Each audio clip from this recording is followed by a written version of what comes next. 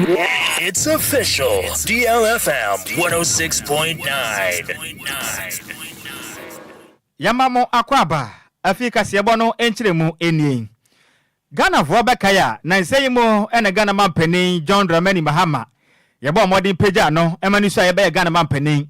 Na hu behia pass obono homoden etumi pass afo obeboa no. Manu dwumadi so mampeni no etumi akonka ne yipa ne senti. Wa hyasa bobo asofo dodo na din. Na hu behia pass asa asofo yi. Ebetumi akopie mu e omase badwam na appointment committee etumi atena se atoto no ma no ahwunu sei afidi bra hodo a Ghana mampeni John Dramani Mahama opeso de sha wono nsa no aso wono sefata anase dibre no ensem fata wonom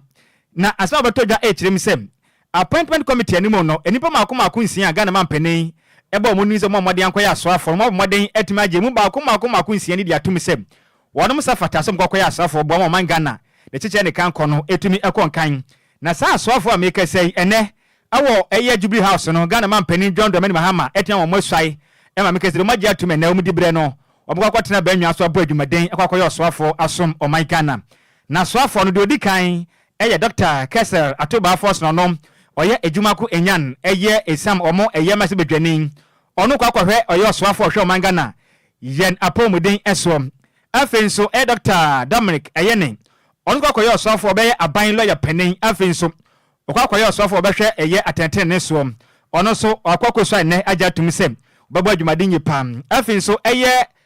John Jinapo ono so okwakoye oswafo a okwakoye Ghana ye ho ne ne ensem so na afenso eye green transition metre energy and green transition eye minister afenso mo maka biu eye Haruna Idrisu ono kwakoye oswafo okwakoye Ghana ye humesua eso ena Eric Opoku okwakoye oswafo okwakoye Ghana enuane ena afenso eye kuaye so afenso eye Gavins Kwame Aboja okwakoye oswafo a okwakoye Ghana ya kwan na afenso akwantempon esensem so na Ghana mampeni John Dramani Mahama ene momode pejo amonsa eso aye e wo Jubilee House enkwati ene ahodo a etwagu ene Jubilee House eye ebanfie kesiem honom. So I holding the office of doing the name of the Almighty God swear that I will not directly or indirectly communicate or reveal to any person any matter which shall be brought under my consideration or shall come to my knowledge in the discharge of my official duties, except as may be required for the discharge of my official duties or as may be specially permitted by law. So help me God. Congratulations.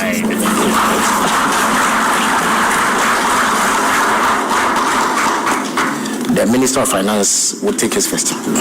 Honorable John Abdullah Jinapo will take his turn.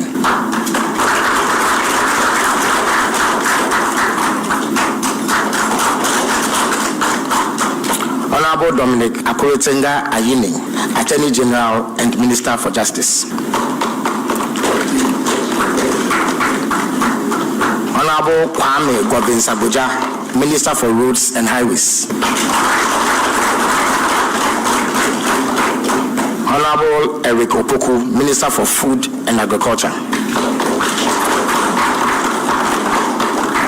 Honorable Haruna Idrisu, Minister for Education.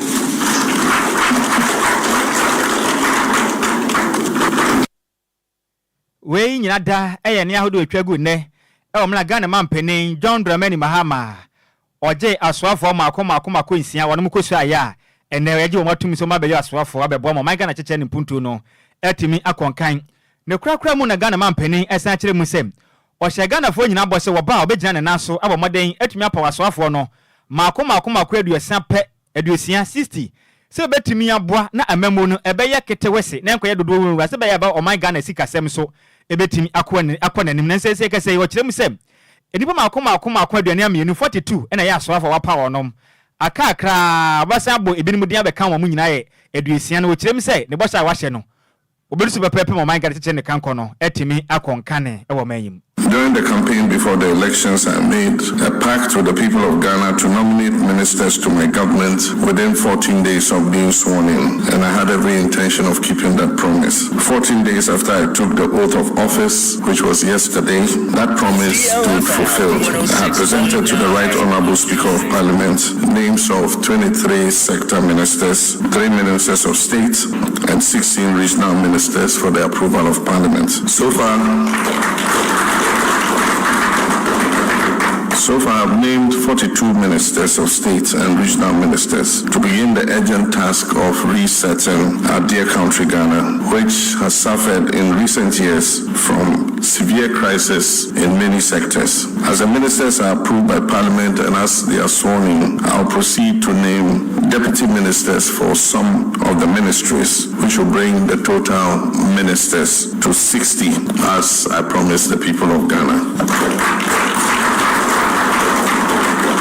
This will make this government Ghana's leanest and I believe most efficient government ever in history. I've just sworn you in the first 6 ministers who are responsible for perhaps the most critical sectors of our national life.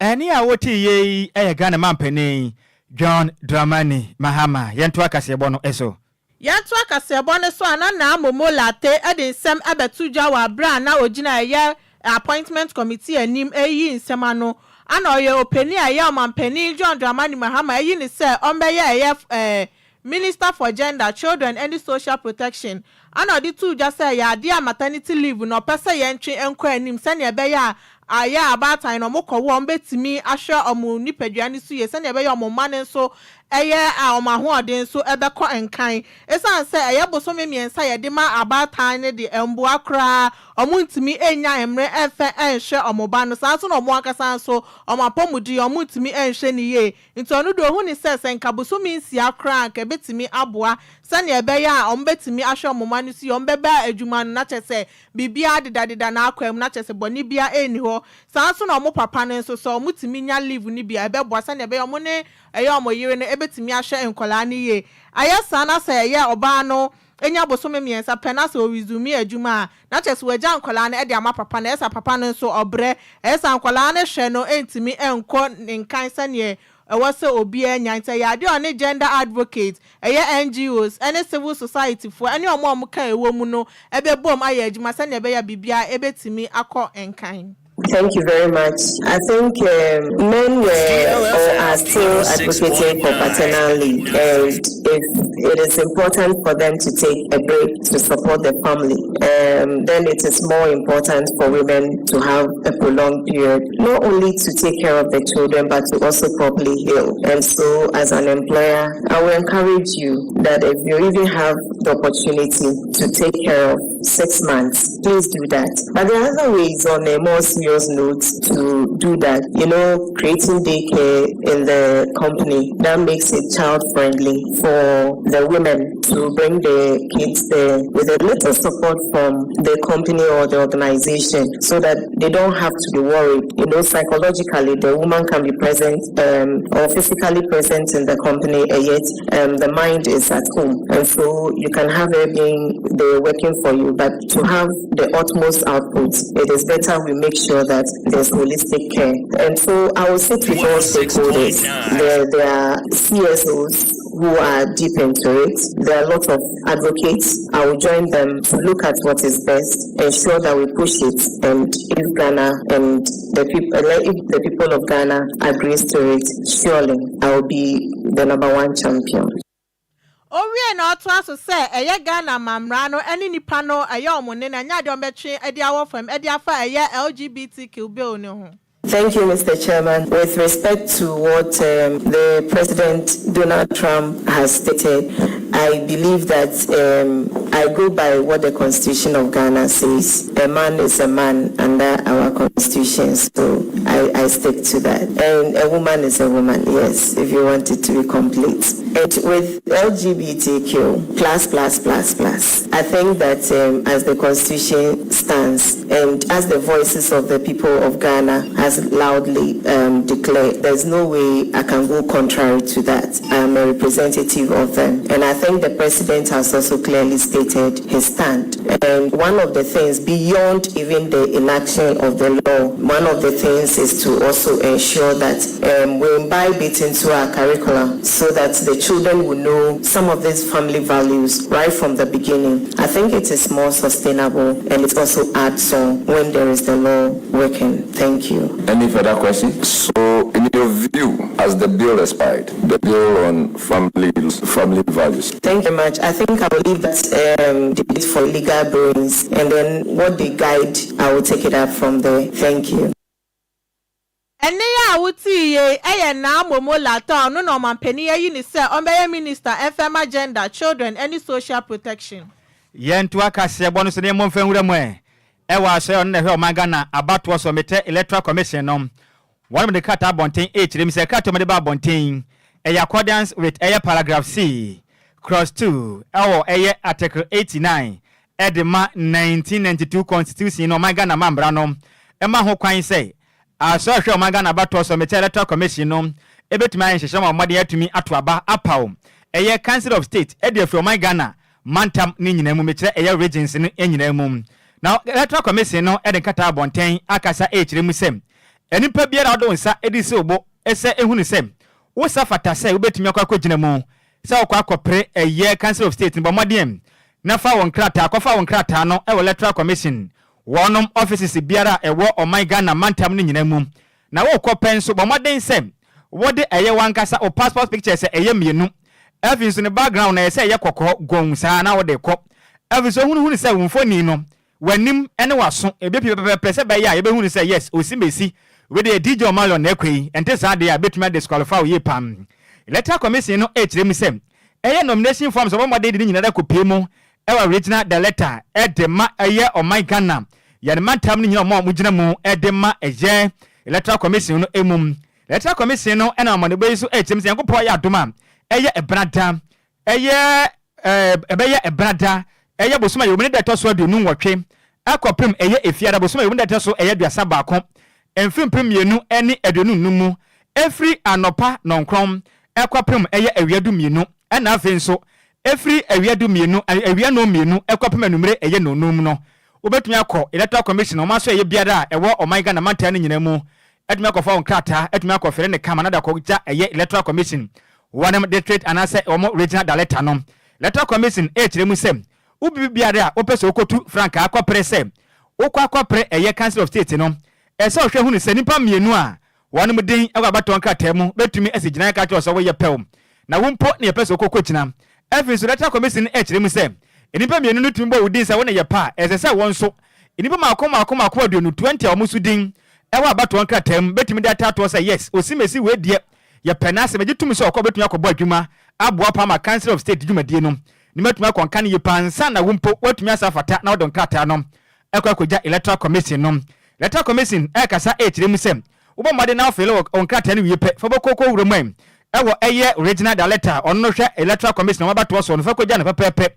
na kwakwaje receipt ne manyina ntumi kọnka ne ehunu sa video won so wosa efata se council of state dibra no open electoral commission esaba amane sem one more forms ni na so mo baden etima download ni nyina da e de free electoral commission one website and as one website eno no www.yc.gov.gh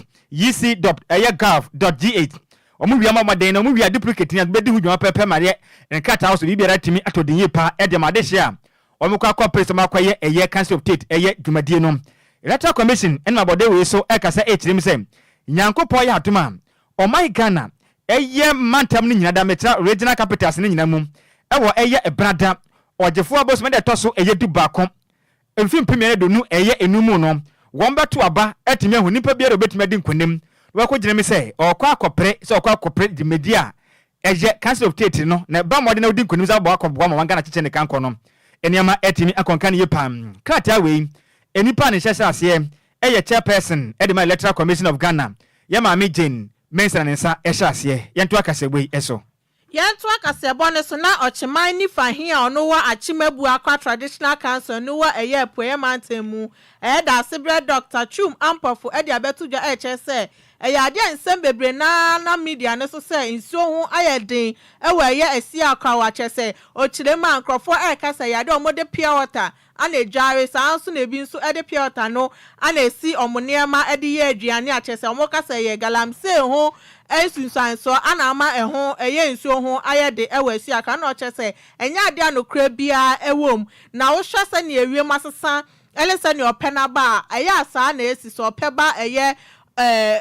omayimu anachese ya ade esi aka omunya nsuo na emoma ye nipa bi omo wo boreholes ewo omufie no omutimi mankrofo ba ebese nsuo ni bi edidi omujuma ntimunya se eye pia water no mudi jare edi bi ye omadua ni di bi siniema na enya ade anokra bakokra ewom owie na odi tuja na ochere se ya ade ankrofo bi aba ne nchen so mpese omommoa no nti enche bi ombesi eye boreholes miensa ewo esi aka se na ebe ya nsuo ho enye de emfa emma nipa omowo odin sem say etuja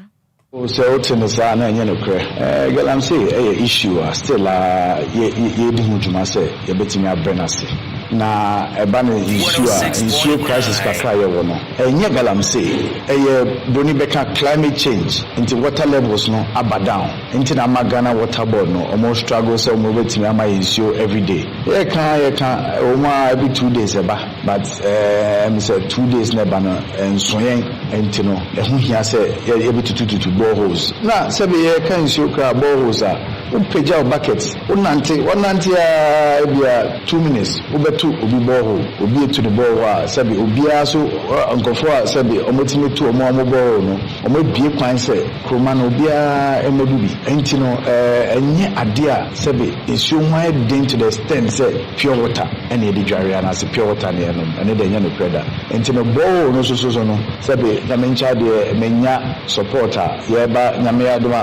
na wotwa ye romi yeba betu miensa aka ho eno no ye de besisi vantage places a sebe omo mensio ama sebe etimi aso ano kakra onto water board ebra be solve omo problems ni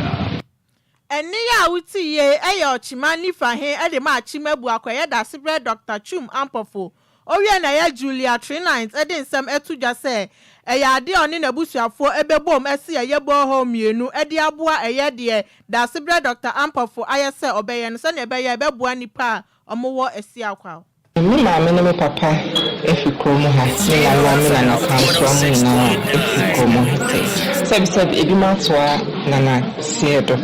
emre me ya abofra na me papa etai de eba esi akwa na ye wo supon na yina ekodwae wo ho di akro but sisi an emu se galam se no asen so no ama ayawe ho pa sometimes it may dream okra na mera ho ko me dream esi akwafo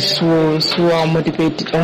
duane ne nasefo enti metiwa na nyame adom yenya ohene foforo o esi akwa na mesi we ne meba besra na menso emo akakra me wo no me de beboa esi akwa man enti me ne bonkoma o kan so ho asema na mso meso metimi aboa na etu boreholes ne bo esi akwa aboa esi akwafo nyina sisi ade metimi aka se me ne mebusia boreholes going forward no ye wonyama bebre dama kuma so a person me nyama esi akoma especially girl child education eni ya wuti ye Julia 39 ono eye esi akwa odihia sonkokra na amani boy eye nsem troni kontin hi kofi obo anadi free apoe mantem edbrae yentu akase bono so ne nyina krabo premantem ne yenkopie mu awa blekuma north abato empesu asom na honom de okopie mu pe ayire sesra empaibo nkuto na debi ansa betumi abode ama wonom na de hye na akase kiremu se eyo mo ya pa so manga na yato aba ya pa mampanin no manga na mensini nyina da yatumi apa o masebedwafo mo wo masebedwam ehye mra edema wonom mensini ahodo nanso ablekuma north de ne akwaje nsere peni pataku wonom eni masebedwani ade hye mu kiremu se ye pa ni senti ade ba kwa omada na omadwene ho ahunu se betumi aboa ne se efiri na ekọ anka be ya electoral commission asofo maga na bato so no onye hyehye foforo na aba no monto no foforo efiri se Wohwe de MPP ne ndi semanyukwe ema e kire mpotem ho no na debi sempanifo entimi amfanye hye papa ma bonten so manto aba na fofora wa hwe nipa ebetumi ahwere ne nkwa ablekuma not ade hye kase na mu kire mi se eja efrisem omuntumi ntenase ne ema mentemi ho ase betumi asore a ene mi kasei oma amaden akwase tena maako emprenum so akoma akoko kan aba na fofora nanso mokoye no antentam MPP kire mi so modin kunim sara nso ena ni samanyuko ni kire mi se wono so adin kunim ni senti ade hye ni kire mi se be ya ebetumi aboa na mentemi ho ase asore ablekuma not abato mpesu aso no adwuma betimi ya ban electoral commission so omudi ho asima san ko moden na ba no omaye hye wofo na ba no mutumi etono foforo kram emra de hye mre ene de yakase botwetwe ko no mu kire mi sem Ghana fo beka ya eye kwahyeman castle of schools no enipa bi digya kotum ni nyada ene mabato ba kopa eto twa ablekuma no fo mentimi wase nti ene school fo na mu ko school ewo eye kwahyeman castle of schools no ene machem ebi kwa anopa ebi kwa wi ama school fo no ade suan nyina ye basa afin so ebi mu kwa akase kire mi sem empuntompo abode hye ne pan send se be betimi aboa na omuso ye mese bedwina momode na ban electoral commission onto no foforo ebimusu mba gaze etirem se bia dikunim tie ba ye nkenkan na dodo na etirem se abato ne de ade be bona somdwe de hina bekuma no fo ne de aba no ye to foforo magemre echechinsem mu ede kire eye DL kasebo emunchiremu no enie standing near Juma we say and to bring peace and sanity no I say yes to me call one side and one side and the only thing electoral commission bet to my and says yes Anthony Fufro I think that will be the best thing moving forward so because this year your higher development someone was at school no shit Nikolani Enquires no pa it's a problem so it's a problem so MP was so you will make sure say baby obenya fund be free bia to come and support to make the renovation of the place no so good say you better no fufra abana say to no fufra because ababa akwa yeto we say my wini we ba begina ni wa ha we say begina ni esa de ntokwa na beba it's the best the boy and say enter abana fufra ya to fufra moment ya te beba e ga ababa akwa yeto dada ya to no fufra ke de be tineti to mo ya to no fufra ya sa to so mo me no mo ntia se de a ya sa to bi me beboa afi ye hu ni obabedi anim ai si are mo to we ne ti se anis vo awini embi vo so mo awini ti si are ma ye hu nipa obedi anim e wa blekuma ai sa sunu mienu ko a ayansensan ene hu na mane ene a wote ye eya de hia wono mo ablekuma not aye abato mpesa so na mu kirem sa bade de kiane ke electoral commission ema mo to no foforo mu kirem ene yade asumi wi ye nyina we so ne na ye ho enkwaje na dwaton de ye ba kase bode aka achi no ye beti afri honom e de amamo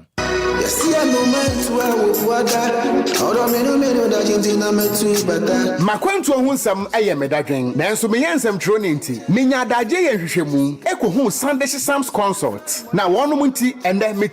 metimi ba menya abre ne adaje ekenkan ye eye investigations about womo ana me hu se wo apply for visa assistance a enfeli efri se wonom ewo track records madansi die nie ma me nintrel Sunday Sam's consult edi Britia webi ebeje wo visa amawo se wo ko United Kingdom, Canada, Dubai, Poland, Croatia, Nafe Kradie, Serbia, any Greece nso abeka ho a work permit etechere. Ma menchire wo mo echire kwan. Sunday Sam's consult ewo Ofanko barrier, Asofan, our Bay Wise Park Hotel, ewo Asofan New Station hono a. Phone number 0244291546. Email address nso samuel626@gmail.com. Yeti ehudi enti, we connect dreams with opportunities. Emanenye wadwendwen, frɛ wonom na nso bedi adanse empo asede media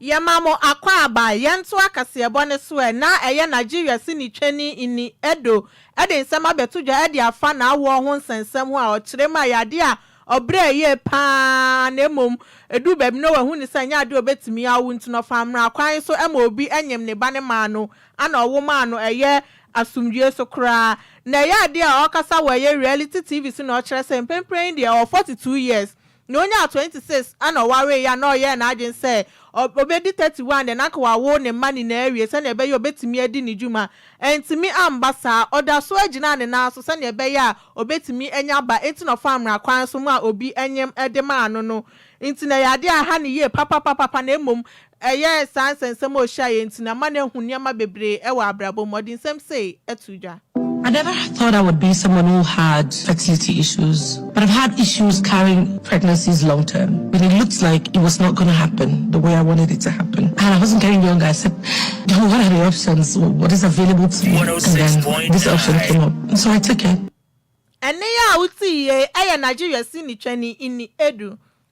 Yen chapwe, Nienko PMO US Mountain so.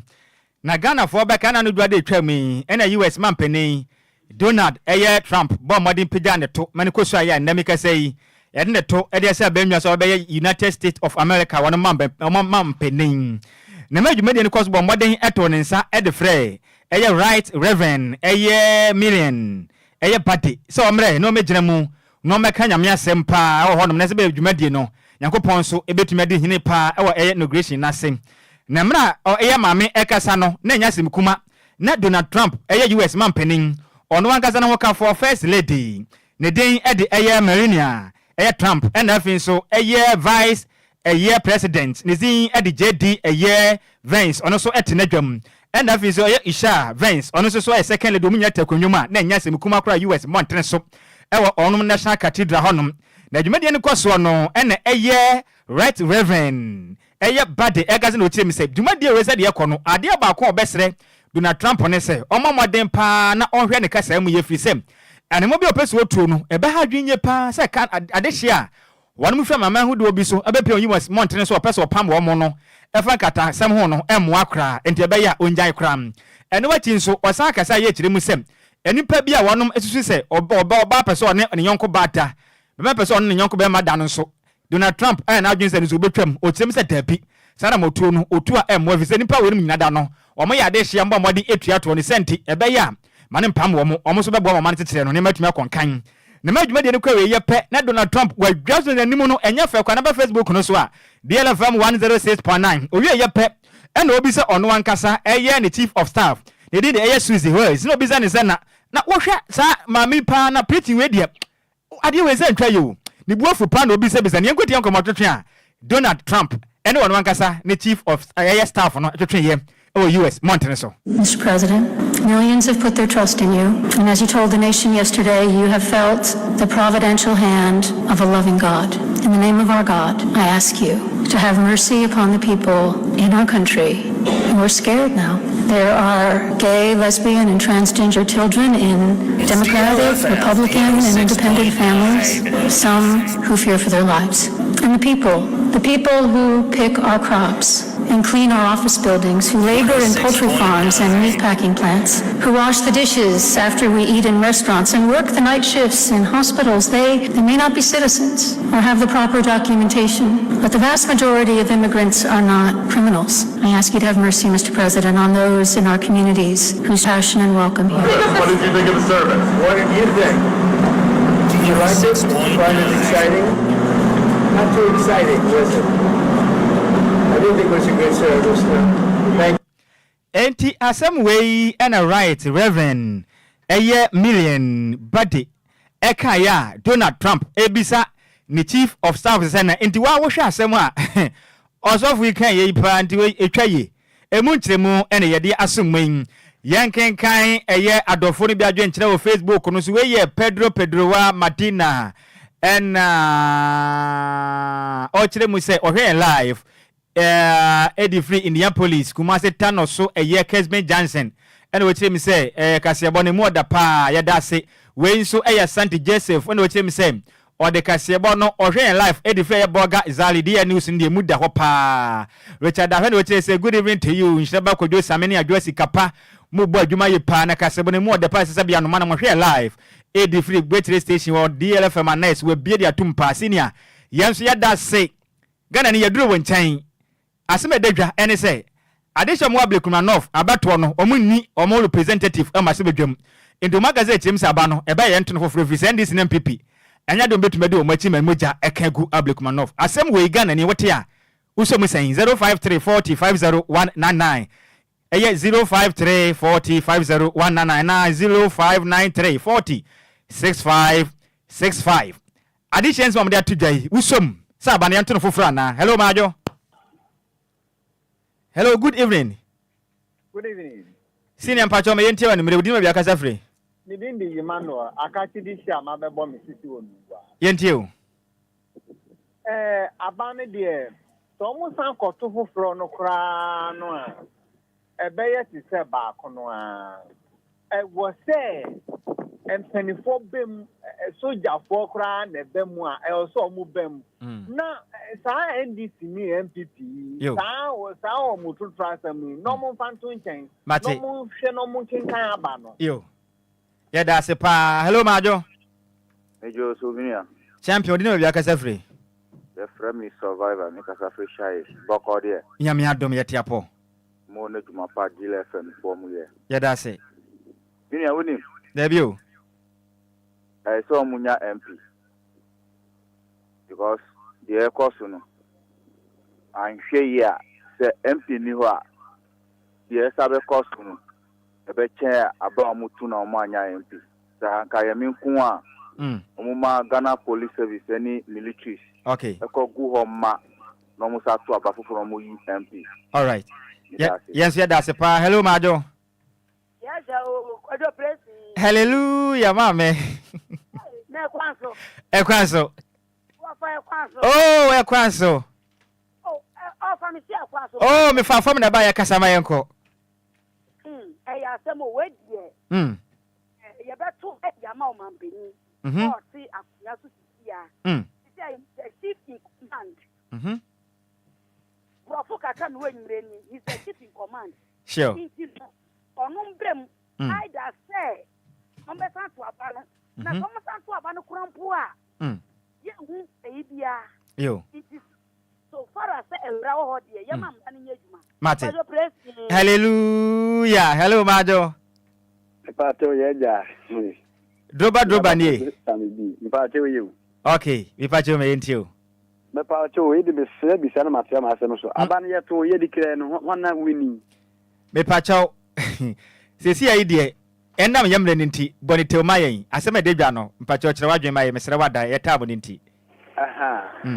Se yitimi dikire ne ye nyu obi wini dia. Ene na Ghana mpane fomrem. Yo. Na soja fo ne military mrem na won fanto ba bi eda. So obi a wini ye de ne won to no foforo me da. Men so me da se pa ene wadwen kire wie ye begina we so enam yamre ninti. Na ye de afrefo dwumade nyina edi sikasi bom semufo eye maze mebe entwi ne se mu ede mayen. Facebook ono sonso edemu eyaboafo mienu champion tailor and afin so DJ Mario ne boy ye kopi mo Facebook so makase boy wunya bi ehwe ye nenu mi na besoma nimre no edi ameje so eye takrade Kwadwo krom tobe wo de shi konkrom Nhyiraba Kwadwo Sammy B mene Adwoa Agyei Sikapa. Yes, ara soma pakaji etu atena na kopama so nsem no ode atoa so ede me mu bibia mu enitia adehye DL Power Sports emu ade ejawo DL Power Sports.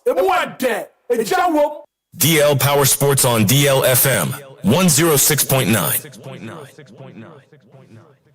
Ebusia enenre mayan Sammy Adwoa and Sammy Adwoa from Rankram Pumpuri Mantam. Aji atum kasafidie kase ba kopesu deal ohane nsia echiripo enkron ene okuada nwumremre redu se agudie momrante yesinkunya na agudie mo nsama hodo yakwakochi akope ye de abresemu fo waji abotratena se ewu so osone so na intebeni nyina wayi die fimni aka ide osie modu otiefo editie sa wote ohwefo edihwe sa ohwe ena ye okafo nso no edikase yeka eya agudie mo nsama edie adane edi adenche chebumfumpa ewo Ghana ebibrem ene broni cross ne yatase a ye de babesom yaturidin DL Power Sports na ebusia enanwumre ye de ba na ye de abesom etuoi enya chiginafo na etumi to na etumi achieve ne target entinanwumre ma memfa seda kese makwame efum from afano ota echire am ye de nsam no eba ubepiem a ofidwem a meni DJ Omarion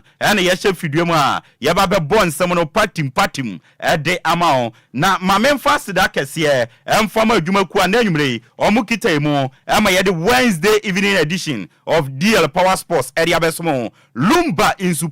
Lumba insupa mabodi ni sen emprensa ade ye no ena ya ye bon wudero na asoya eye nhwehwemu de fa nyama ekoye nipaduam ene se ne yebedi ene yebenom no omo achirim omo se Ghana no opensu eye papa na onom a enuane no ewo mu no ebeboa wo nipadua na eno ane Lumba nsupa me ma me kasa nwa efiefie mu nsu a montongu mu fridges mu no eye Lumba nsupa eno achi event bi na bawie aba efie from out during to wedding event bia nsu a monfan serve ma hoho no na omonom ebe omode na omayi sika ede Adwoa dwumedie no eye Lumba nsupa mo amutuntonso traffic mo cars a muyi nsuo na afenso no provision stores na motuntonso no munyina no eye Lumba nsupa na mekanfo ede amam obi bia fa Lumba nsupa efedi udwuma na ebeboa ema udwumedie na odi no akoye di amawo ope bi atwa Enquires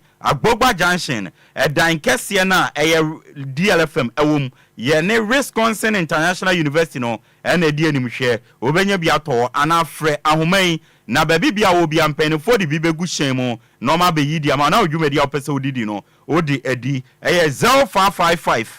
27 47 57 ana 0577 47 53 43 Lumba nsupa eye nsupa pa iso bia enunum binaboa ema bibia eye kama yentie we yeba yebegebre ni atuja na anwumre ede agudiem nsem no ede asomo Apakan GH wode nyansa de wadiawo wo interview wo kasai wa hobrase wo radio mu kire se wo yo pabe ne wo radio mampa enti ena yumre ye kaja gumane ye de nsam no ede abroad ye nhya asem famfi ye ndiem wo Ghana ye wia na ye de broni kroso de na de atoa so ewa amanone ede ama de ananse a ena Ghana for koto aba ede ma His Excellency John Dramani Mahama se mfie na ye da ye nimu no omra no mefa Ghana man no na ombusa na be ya Ghana man no ebetumi afa ne ntoma pa efra na woni se ye to aba de mama mpani bia no ba oyi asoafo a oni omubebu man no mfie nan na ye agudiemufo ne de wakwakobo buem MP a ye friend Honorable Kofi Adams wakobo ni din se omra na asoe ye behwe agudiem no ombehwe so eno eye youth and then yasesadi no from youth and sports abe sports and recreation intine penia yede no abetoa no eye Honorable Kofi Adams na Honorable Kofi Adams edi nkomo osi inde no ono no oye ready se obe serve sports ewo krodium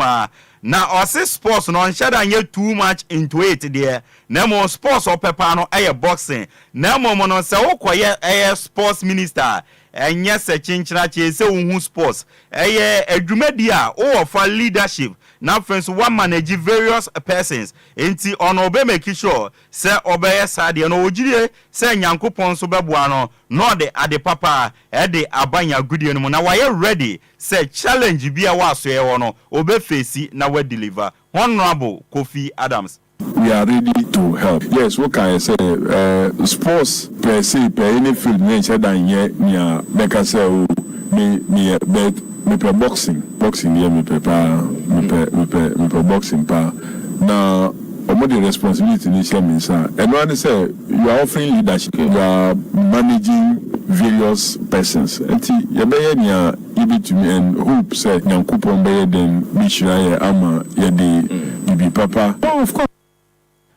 Honorable Kofi Adams, and then Minister for Sports and Recreation designate. And wait me attending Kano or guesting a handful, a former player at my Black Stars of Ghana, or see in the Mraya Mo, Honorable Kofi Adams Dino, now Obia Shenim, say former MP Dima Ododio constituency, Honorable Edwin Nilam Tevanapoe, and Embra Mbeye sports minister. Nanienti ana Ghana for Ronano, in the no air pressure on Nombra NSA, Wabeye Aswayano Penida. And afenso no oyobia o hwe football no na wadi dwuma wo na Ghana no e kamia say yani edi football na chi entinke ye person no oba na obey minister nanso o hwe obi ti say Honorable Kofi Adams from afar no obeka say oyobia oye tough oyopi minded and afenso oye discipline santino o hwe na brabo na obona ono guest na info ohun ni say adwuma na oba no obetumi aye adwuma no. You have people speak negatively about the appointment, but like you stated, we are so biased towards football that we felt that Honorable Nilante being there and more or less having a stand against the GFA, so we needed him to say that we never been connected about football because we probably don't know him privately. I think publicly we know the likes of Nilante and the rest, so people are actually envisaging Nilante being made the sports minister. But your work is an administrative one at the ministry, so I've seen him from afar as somebody who can be very tough. He's open-minded. Has been disciplined so far. So with that traits of lifestyle, I think he will be so. Augustine Info and a response ready to Jan, one Samson, no, the two jar, says Sana no can Ghana for the run and answer. You need the football, and Chintinia training, San can the honorable Edwin Neal and Tevanapoe, a Babe sports minister, no, Nanso Endeno, minister for free our bay, I honorable Kofi Adamson, or catch and say Bawa Bano. Member bias towards football nkwa make sure say indeno other sports no so obedwene ho na Ghana for do na nientia no mo pe Nilante vana pone se asa oni GF we no ntawantawa kakra e wo mo ntamtin komra na ombebo bugani ade enti wa be die wo no member yesa na Edwin Nilante vana po die akwa se football na ye penti na Ghana for a person ka obey sports minister no. You have people speak negatively about the appointment, but like you stated, we are so biased towards football that we felt that Honorable Nilante being there and more or less having a stand against the GFA, so we needed him to come, all because we only think about football. Nekrakra and our guest na info say O2 Honorable Kofi Adams for say wabe member me football nkwa ma weni nkwa other sporting discipline no esa say o ma weni kwa no so ho a ebetumi e de anuonyam ni sika e de abob man no enti member ye bias towards football na member ye ho football minister na momo no asoye na wo no other sporting disciplines na wo no ma weni enkon. I believe that he coming on board with a different mindset probably will have to look at other sports and hope that he can advance on performances of these various disciplines. Because sometimes it's so appalling that some of the various national teams besides football sometimes don't even have money to buy airplane tickets to travel for competition. So I hope that he coming on board, he'll be able to identify these things and correct. It is not only soccer that will take Ghana far. I know I and some of guessing info area to Yadi Amao. Away from national issues, Yeramo, our club issues, and fan somebody be Antwaso, and from out there, Kasim Mingo Okansi, a coach at the One Nation Say, na Ghana Premier League no first round no, Ababe to Jayabisans the first round no, ni team nation subsino, or when the money was saying, and or season no. Almost 30 you know na enyama nshada nkoye essence no the new players and abewra team no nti no mo build new team na after 3 games no and omo pick omo momentum together in enyama koye or see home games no crowd do baby now we team no mo chiwa 3 goals and above and omo to me the mouth so far no first round ba na we no omo no mo ye team o ma she goals do and after so eba ne goal consider omo and omo consider near wo fam Kasim Mingo Okansi Nation FC omo coach. When we started, we were building a new team. We started the first 3 matches. That's where we were finding that. But apart from that, who matches are about 3. If we are the team that has scored the highest goal and the team that has considered fewer goals, I would say it's not bad.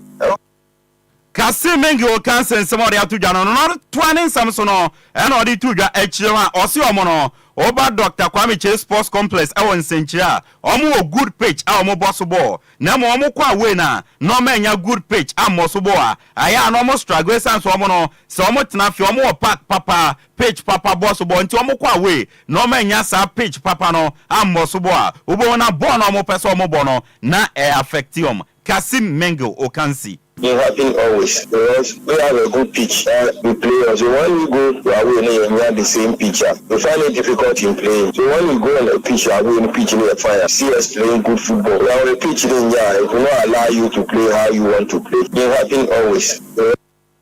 Kasim Mengo Okansi a coach the Nations of say era waten in Ghana Prince Banfo a CEO at the Mabobo Kwa friend Legon Cities ye besides the first round no abana we den aka and I say first round no and then no omo ye lot of mistake na mistakes no mo ye in the first round no matena say correct some mistakes no na omo put things together correct some mistakes no normal fix team no na ojidie say elkon animo no bobo kwa fe Lagos cities eba be one of the best team in Accra and Ghana na going forward no we team no mo che the on be show lose crowd here e bi emma team no akache Prince Bamfo see you at the Lagos cities. Yeah, I would say like there's a lot of mistakes that is happening in the club. We've put in things together to work on those mistakes and fix the club to be one of the best clubs in Accra or in Ghana. So if you're talking about the past, we recognize our mistakes, but going forward with like you're gonna see only winning.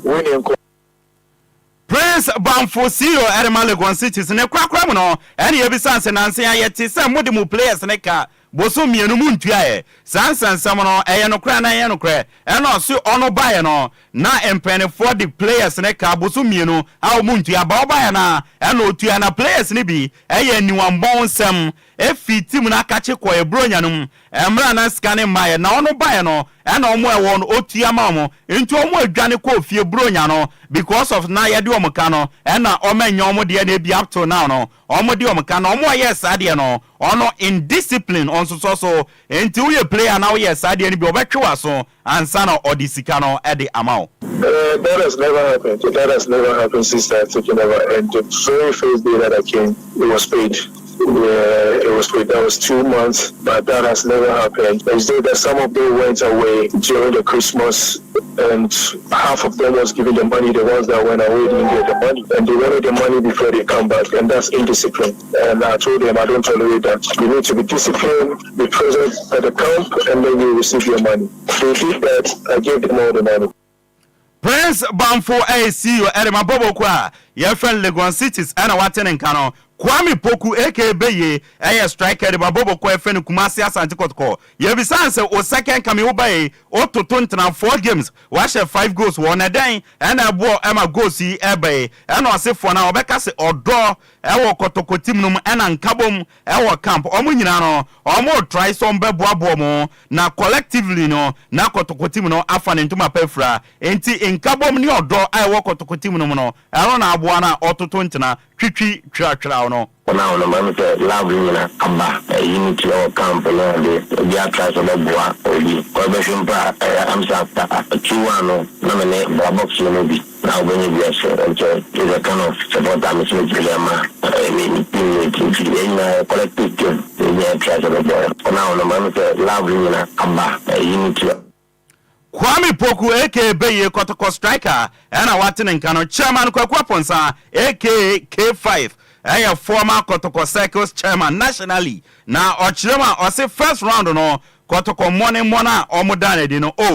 so ani yepa chairman Kwadwo Ponsa K5 akasa for Kotoko performance in the Ghana Premier League first round. Because first round was Kotoko team 42 points. So Shemwa we are 3 back now near Bono.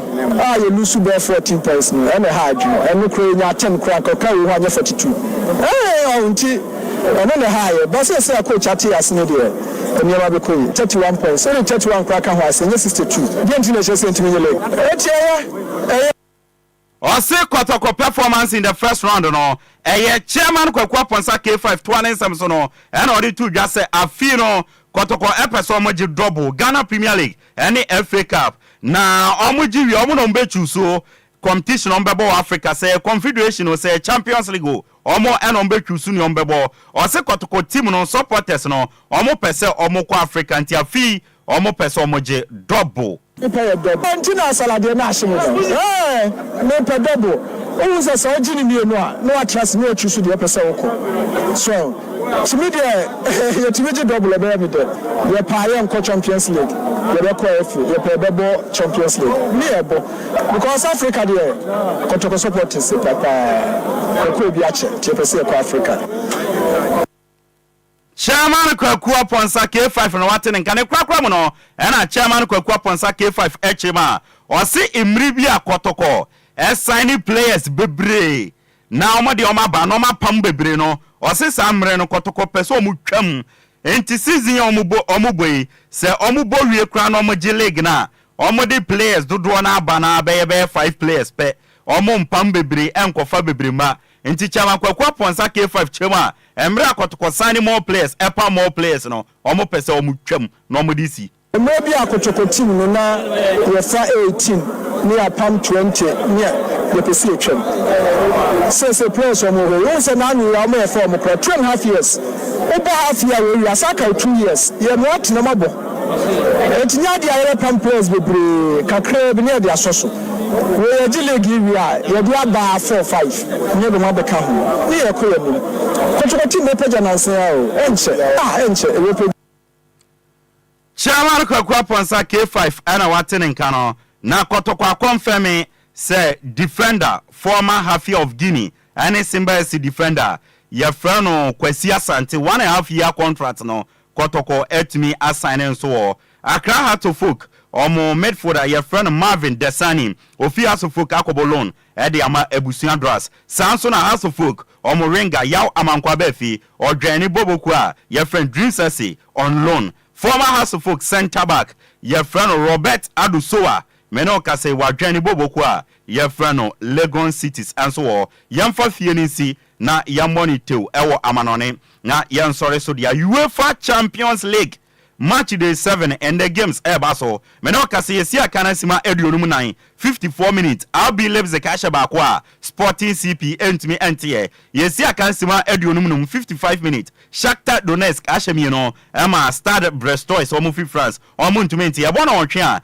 games ambabe buboso ni nyina no ebebaso AC Milan ene Girona ebebo ena afenso Arsenal ene Dinamo Zagreb ebebo Celtic ene BSC Young Boys ebebo Feyenoord ene Bayern Munich ebebo Paris Saint-Germain ene Manchester City ebebo Real Madrid ene Salzburg ebebo ena Sparta Prague ene Inter Milan ebebo ene games ebebaso UEFA Champions League no ena yediamao UEFA Europa League match day 7 and the game back to Jadada Bobo kwa friend Besiktas etna fie ewo Turkey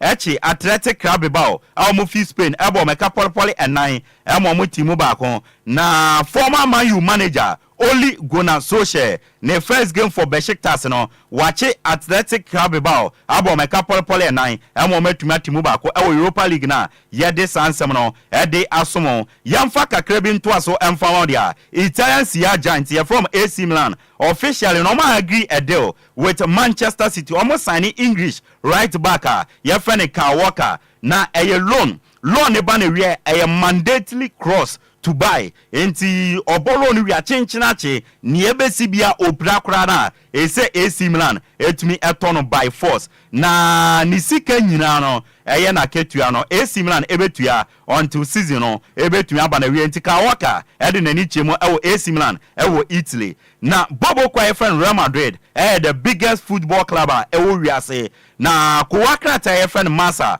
ewo Spain omodi abetu dwa say Real Madrid aye history ewo football mo Oma bebe the first team ever ebano internally generated money sika omo anya ewo mu team no through sponsorship ni ade no okaboma Real Madrid asopase 1 billion euros na ebisi wo football mu da say team bi enya sika no sika wa generating Real Madrid and abe the first team wetuma yes ade na waye saba kwasem na no Massa and ede sansem no ede abetudwa Uruguay for our central defender be your friend Ronald Araujo na meno kasena Juventus pe no ye na adwen so nko obetna Barcelona officially no on Barcelona agree a contract extension a 5.5 years contract extension and or signing ede amabobo kwa your friend Barcelona until 2031 and Ronald Araujo etna no wesi akande amabobo kwa your friend Barcelona nyame adomo chena and officially all the pen basing crata so na wa sign sa contract no